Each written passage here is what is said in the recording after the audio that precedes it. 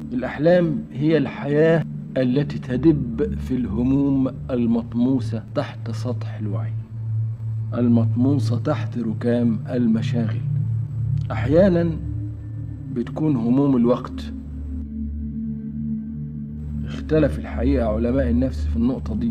بعضهم قال إن الغالب على موضوعات الأحلام إن هي بتكون هموم الوقت وهموم الساعة، يعني اللي انت تبات وانت مهموم بيه آخر شيء تفكر فيه وانت بتغمض عينيك غالبا هتشوفه يخش في موضوع حلم.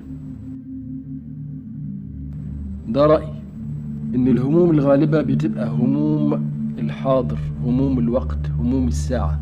وبعضهم قالوا لأ، هموم الماضي أقوى. فرويد بقى فعلا ركز على الناحية الموضوعية في الحلم،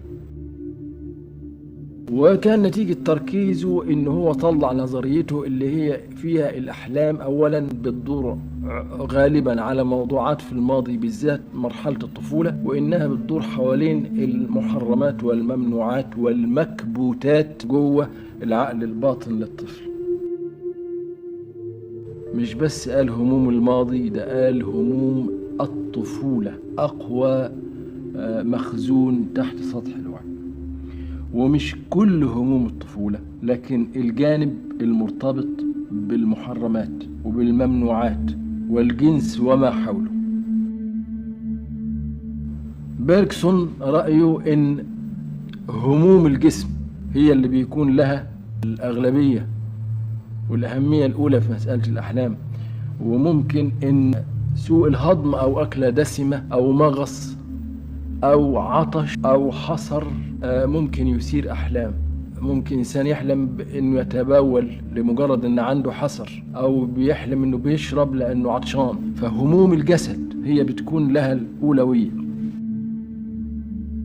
وأحيانا مثيرات حسية خارجية زي شعاع شمس يجي على عين النايم، أو بالليل شعاع قمر، أو نباح كلب في الجنينة، أو صوت مقص جنب الودان. كل دي ممكن تثير أحلام.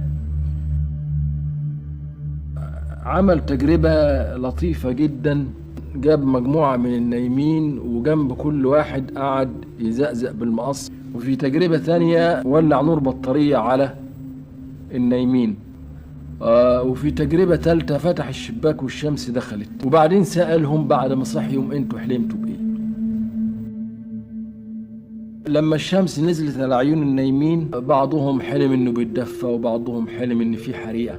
لما عمل بالمقص كده جنب الودان بعضهم حلم ان هو في مبارزة بالسيوف وصوت سيوف وقصة ورواية وحاجات بالشكل ده. ولما جه شعاع القمر على النايمين بعضهم حلم بباليه وموسيقى، وواحد حلم بسيمفوني، وواحد حلم برحلة شاعرية على البحر. اعتبر بيركسون دي شواهد مؤكدة على ان المثيرات الحسية الخارجية ممكن تثير أحلام عند النايم. أدلر رأيه إن الهموم الغالبة هي هموم الأنا. الإنسان دايما مشغول بإنه يحقق نفسه، يحقق وجوده، يفرض ذاته، وبيسمي أدلر كل ده هموم الأنا، وبيقول إن هي دي الهموم الغالبة، وإن حتى الحب والجنس وخلافه هو برضه نوع من تحقيق الذات، فكله بينضوي تحت هموم الأنا.